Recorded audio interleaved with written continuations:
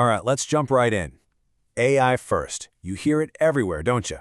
It's the big mandate coming down from every corporate board.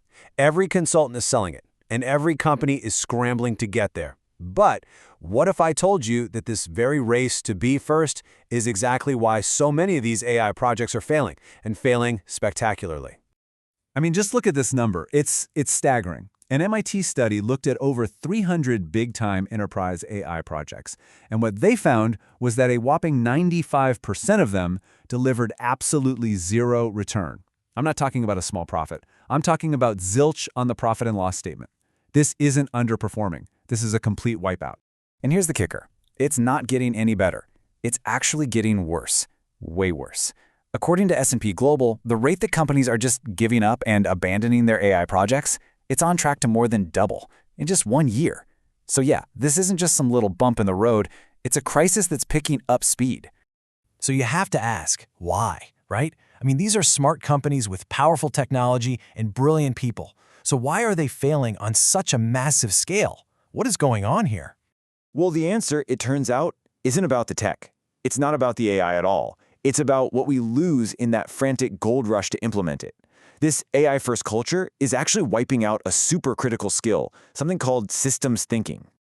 So what is systems thinking? You've probably heard the phrase, but it's basically the ability to see the forest for the trees. It's about really understanding how all the different pieces of your business connect and influence each other. And it's about actively hunting for those ripple effects, the unintended consequences that pop up when you change one little thing.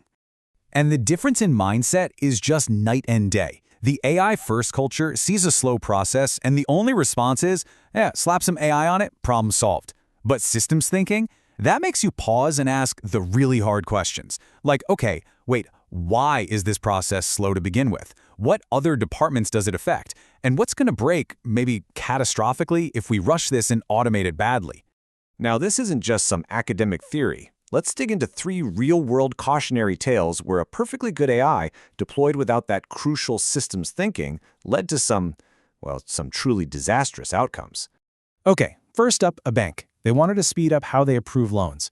The goal seems simple, right? Take a 48-hour process and use AI to make it way, way faster and more efficient.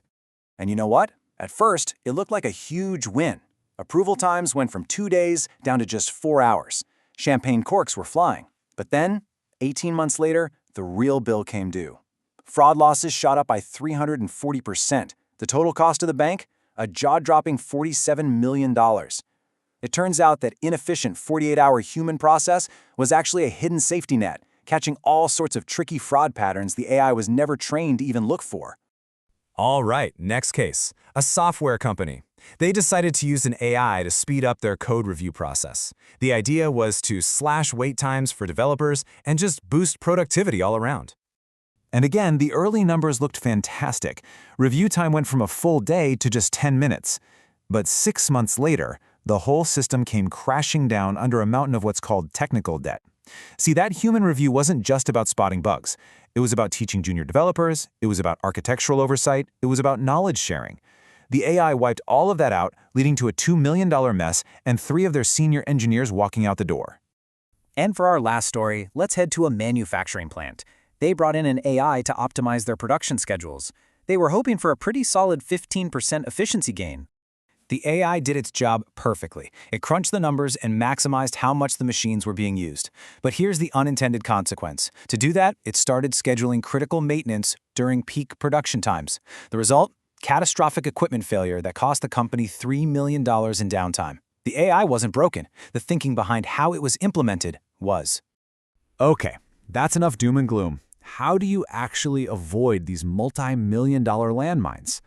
Let's shift gears and talk about the solution. The systems first playbook. This is how the companies that are actually getting it right with AI operates. It really boils down to 5 pretty straightforward, deliberate steps. First, they map the entire system before they even think about deploying. Second, they pilot the AI in the real world, not some isolated lab. Third, they keep humans in the loop at key decision points. Fourth, they build ways to measure the health of the whole system, not just the AI's narrow performance. And number 5, maybe the most important, they have the guts to slow down when it matters most. So here's the first question to ask yourself, and be honest. Could you, right now, grab a whiteboard and draw a map of the process you're about to hand over to an AI? If you can't show all the inputs, all the outputs, and everything it connects to, you're just not ready. Next, you've got to audit those human steps. Where do people get involved in the process? And really dig in. Why? You have to figure out if that slow human step is just old-school red tape, or if it's a hidden critical safety feature, just like that bank's loan review process. And don't forget about the other teams. Who else in the company touches this process? Because if your sales AI is out there making promises that your product team's AI has already decided to kill, you haven't built an efficient system. You've just created expensive high-tech chaos. So at the end of the day, this all comes down to a fundamental choice you have to make. Do you want to be fast, or do you want to be sustainable? And there's no better way to see this than in the tale of two very different banks. Just look at this breakdown. Bank A went all in on AI first. After a year, they had over 200 models running. They look like rock stars. Bank B, though, took that slower, systems-first approach. They only had 40 models.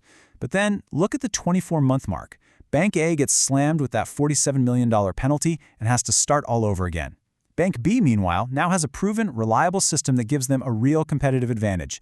The tortoise, it turns out, really did beat the hare.